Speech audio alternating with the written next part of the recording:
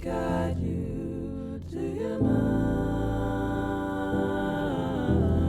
Let me guide you to your mind, to your mind.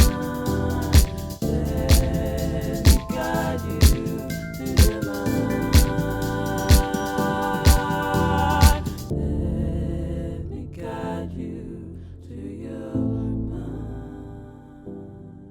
Bonjour à tous, écoutez, je suis ravie de vous retrouver dans le deuxième épisode de mon podcast, le podcast Sand Podcast. Oui, ce n'est pas très original, j'ai coupé mon nom, j'ai raccourci, j'ai mis Sand et j'ai rajouté podcast. Mais au moins c'est clair, comme ça vous savez qui parle.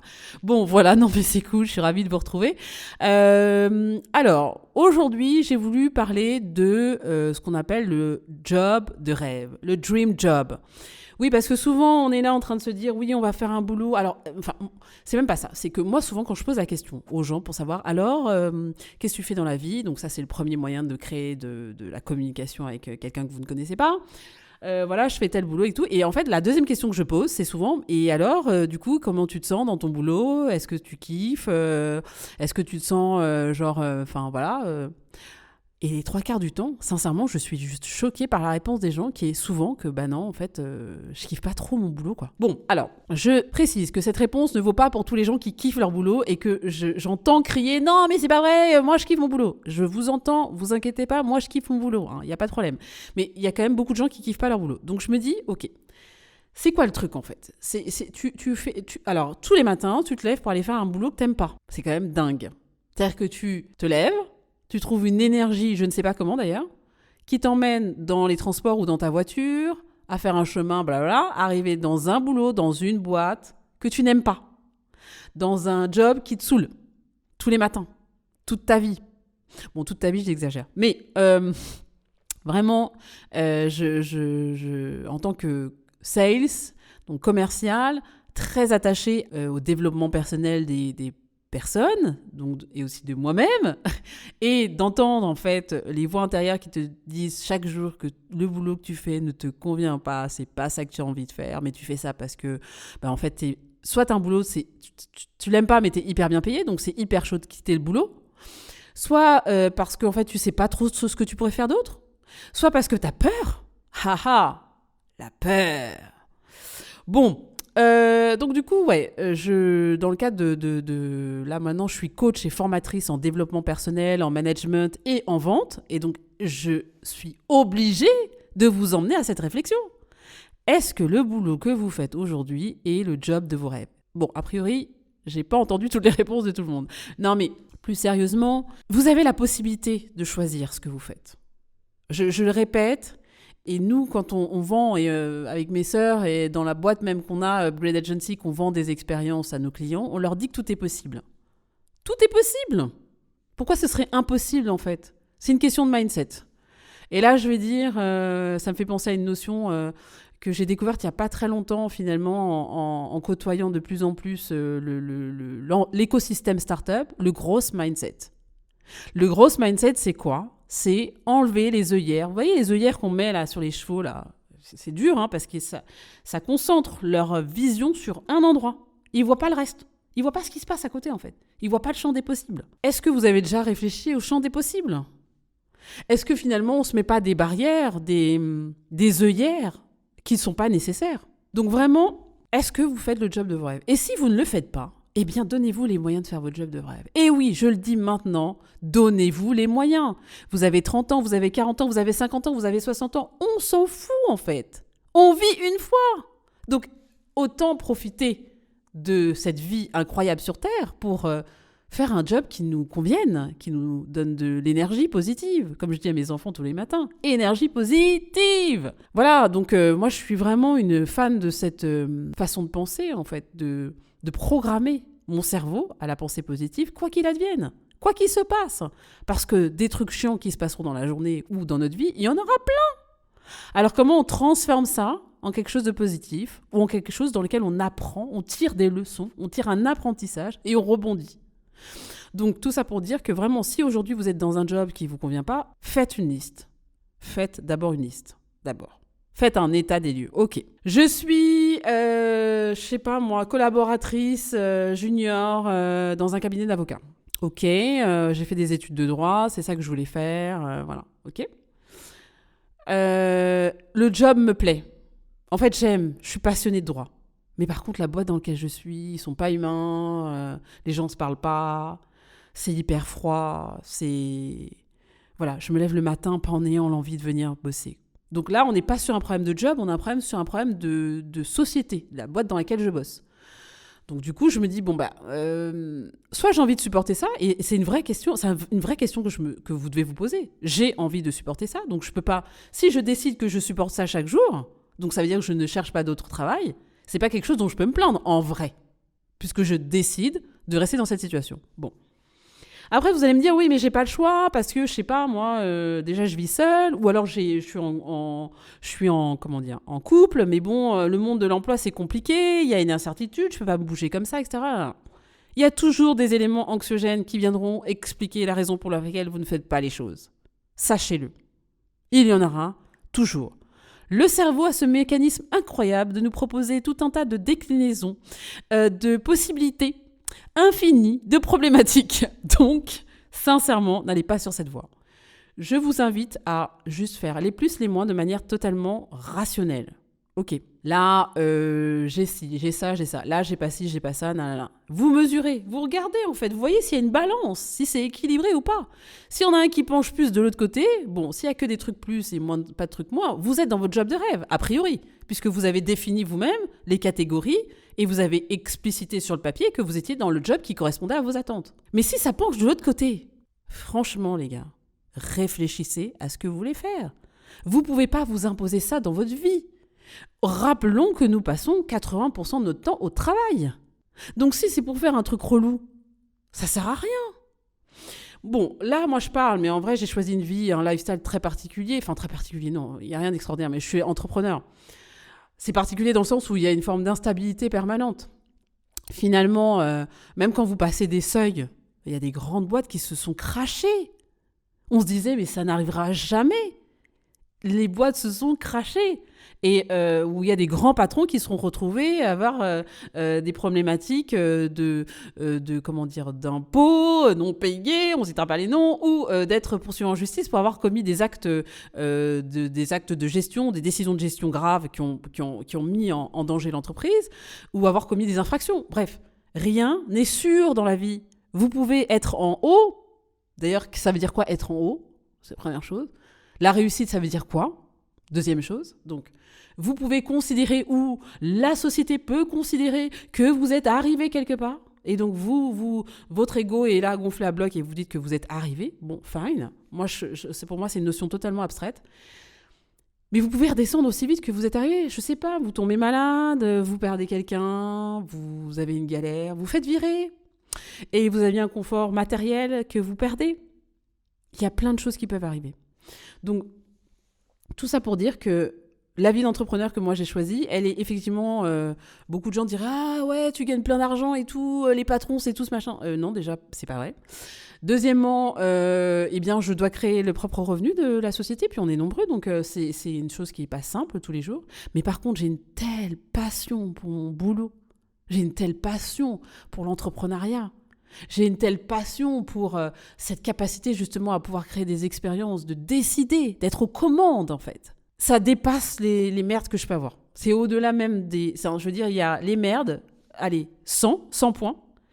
Et le job de chef d'entreprise, 1 milliard de points. Donc en fait... Mais je sais que les merdes, elles seront là. Hein, je sais, ça fait partie du lifestyle entrepreneur. Ça fait partie des trucs en fait. Donc... C'était pour vous parler un peu de la balance entre les points positifs et les points négatifs. Faites-le et donc du coup, c'est ça qui déterminera si vous êtes passionné ou pas dans un boulot. Tout ça pour dire que vraiment, la vie est courte. Et courte potentiellement. Vous voyez, il y a plusieurs millions d'années d'existence de la Terre, plusieurs milliards, pardon. Et comparé à ça, votre existence à vous de 30, 40, 50, 60, 80 ans, enfin tout dépend du moment où vous allez quitter cette Terre, elle est courte finalement. Donc je dis bien courte, je mesure mes propos. Donc à partir du moment où vous avez conscience de ça, je ne dis pas qu'il faut tous les jours se lever en se disant « je vais mourir demain », c'est pas ça. Mais essayez de saisir les opportunités de créer le meilleur des environnements pour vous. L'endroit où le cadre où vous allez kiffer en fait. Vous allez kiffer. Vous allez vous lever et vous allez faire tous les jours un truc qui vous fait kiffer. Donc souvent, pour les gens qui cherchent à justement changer de vie, reprendre des études, donc ça se fait de plus en plus. Comme je dis, à 40 ans, on a souvent un moment où on se pose des questions, des remises en question. Donc il y a beaucoup de choses qui se passent à ce moment-là de notre vie. Les dizaines d'ailleurs, hein. Souvent c'est les dizaines. 20, 30, 40, 50, les dizaines sont des moments de remise en question importants. Mais tout ça pour dire que si vous faites une reconversion, par exemple, moi je sais que ma mère a fait une reconversion dans les métiers de bouche, donc elle est repartie, elle était juriste, elle est allée faire un CAP de cuisine. Ça, par exemple, typiquement, ce genre de truc, ça a explosé ces dernières années avec les émissions de Top Chef et compagnie, Masterchef, parce que les gens se sont dit, mais c'est possible en fait. J'ai un rêve d'ouvrir un restaurant, je vais le faire. Je lâche mon boulot actuel et je vais me lancer dans une expérience comme ça dans laquelle je retourne à l'école ou je vais en formation. Mais attendez, moi je suis fascinée par les gens qui font ça. Ils ont un truc en fait qui est tellement riche parce qu'ils ont osé. Osons, n'ayons pas peur. Il ne se passera rien en vrai.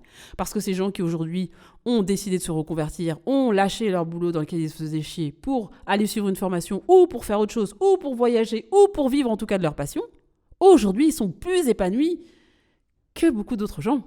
En tout cas, moi, dans les expériences de coaching et de formation en développement personnel, j'aide les gens qui le souhaitent à passer ce truc de reconversion, de changement de job.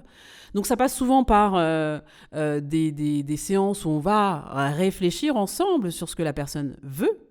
Alors moi, je ne vais pas dire ce qu'elle veut, je vais l'aider à accoucher de ses envies, de ses plaisirs, de ses désirs, parce que souvent c'est enfoui, parce que c'est quelque chose qu'on ne veut pas exprimer, peut-être par la peur d'être égoïste, mais c'est important en fait d'avoir conscience de ce qu'on veut. Donc j'aide en fait mon client mon client, je l'aide en fait à aller vers ce chemin de qui je suis, qu'est-ce que je veux. Et une fois qu'on a défini ça, eh bien on trouve les moyens, on définit ensemble les moyens par rapport à sa situation bien sûr, les moyens pour l'accompagner pour aller vers la recherche du job de ses rêves. Ça peut être parce que le CV est mal fait. Son CV est mal fait, et la personne a envie de faire du graphisme, mais bon, on a un CV qui est présenté comme si on voulait être dans un boulot administratif, donc ça passe pas en fait. Si tu veux faire un CV de graphiste, eh bien, il faut qu'on sente la créativité dans ton CV. Donc, vraiment, moi, dans mes séances de coaching et de formation, j'accompagne les gens à exprimer leurs envies d'être. Leurs envies d'être.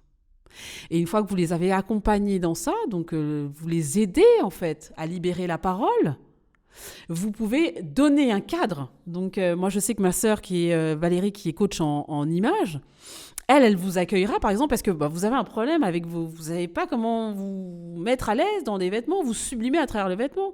Donc, je peux faire une passation, en fait, à ma sœur qui va aider peut-être ma cliente ou mon client à se sentir mieux dans le vêtement. Parce que l'image que vous dégagez quand vous arrivez dans un entretien ou quand vous êtes face à un client parce que vous venez de monter votre boîte et vous voulez vendre votre produit, eh bien, elle va se faire aussi sur l'enveloppe visuelle. Donc, vous devez représenter qui vous êtes à travers le vêtement ou le vêtement vous accompagne dans cette représentation. Donc, on fait comme on est plusieurs coachs et plusieurs formatrices dans notre entreprise familiale, ça c'est canon parce que du coup, on peut aller puiser l'expertise que moi, j'ai pas forcément sur la partie image.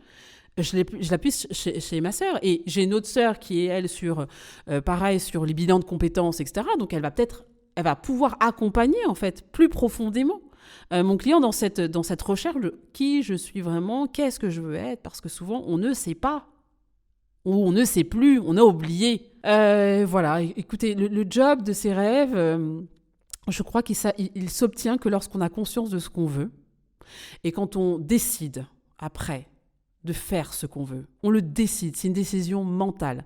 Après qu'il y ait cette décision mentale, il y a plein de choses qui se mettent en scène. Et on accompagne, en fait, nos clients à comprendre ça. Parce que c'est une énergie qui se met en place quand vous décidez un truc. Vous savez, c'est comme l'effet papillon. Vous dites une chose et puis ça crée plein de petites choses et vous ne vous rendiez pas compte à quel point ces petites choses vous permettent d'accomplir cette grande chose. Donc vraiment, le job de ses rêves, allez-y, vraiment. Il y a plein de CV aujourd'hui qui sont faits. Il y a des gens qui sont hyper créatifs, qui font des CV vidéo, des CV où ils se mettent en scène. C'est vrai qu'on a l'air de la vidéo, donc c'est clair que quand vous faites un CV vidéo, hein, alors beaucoup de gens encore envoient des CV papier, hein, qu'on se leurre pas, mais c'est vrai que la nouvelle génération sont très vidéo, ne serait-ce que le TikTok. Voilà, aujourd'hui, n'importe quel gens sait faire une vidéo, sait faire même des effets spéciaux sur TikTok, enfin ça va vite, donc du coup, la vidéo, si vous avez le courage de faire un CV vidéo, allez-y. Parce qu'en fait, vous ferez un truc différent des autres. Vous ferez un truc que les autres n'auront pas pensé à faire. Mais si ça vous permet d'obtenir le job de vos rêves, alors foncez. Foncez. Et vous laissez pas déstabiliser par ce que les gens vont dire. Oui, mais en fait, là, tu vas quitter ton boulot, mais tu vas faire comment? Mais tu vas payer comment tes factures? Mais ça se trouve, tu trouveras pas. Et nanani, nanana. Posez-vous la question si la personne qui est en train de vous dire ça n'est pas la frustration elle-même de son travail. Posez-lui la question. Mais en fait, quand tu me dis ça, en fait, tu vois que tu te rends compte que c'est quand même pas très encourageant. Ouais, mais bon, voilà, c'est hyper dangereux, le monde dans lequel on vit, nanani, nanana. Ok, mais en fait, est-ce que toi, t'aimes bien ton travail déjà toi-même? Et là, vous aurez des réponses assez surprenantes. Parce que souvent, on pose un diagnostic sur les autres parce qu'on a soi-même peur de pouvoir faire ça. On aimerait tellement le faire, mais on ne le fait pas. Et donc, du coup, on pose un diagnostic un peu désagréable sur les autres. Donc voilà, ne vous laissez pas embarquer par la pensée négative de votre entourage ou les conseils de vos amis ou prétendus amis ou famille ou père ou mère. Faites ce que vous avez envie de faire.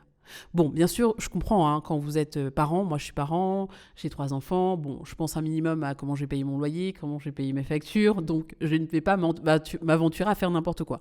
Mais quand bien même, je crois que l'entrepreneur est quelqu'un de fou, et que cette forme de folie, en fait, vous emmène souvent à faire quand même à prendre des décisions qui sont quand même mesurées. En vrai, vous prenez des décisions un peu folles pour la majorité des gens, mais qui sont finalement mesurées.